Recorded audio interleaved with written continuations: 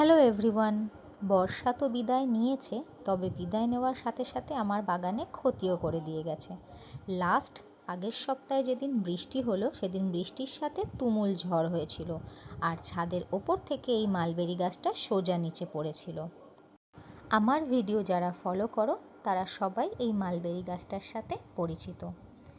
আমিও বেশি দেরি না করে সেদিন রাতেই আমার কাছে যেইটুকু সরঞ্জাম ছিল সেইটুকু দিয়েই গাছটা রিপোর্ট করে দিয়েছিলাম, কারণ গাছটা আমার খুবই প্রিয়। বালি ও ভার্মি কম্পোস্ট মেশানো মাটি তৈরি করা ছিল, তো আমি সেটাতেই গাছটা বসিয়েছি।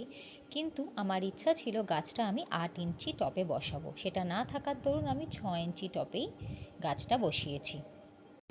গাছটায় দু একটা পাতা ছিঁড়ে গেছে আর উপরের দিকের ডালটা ভেঙে গেছিলো।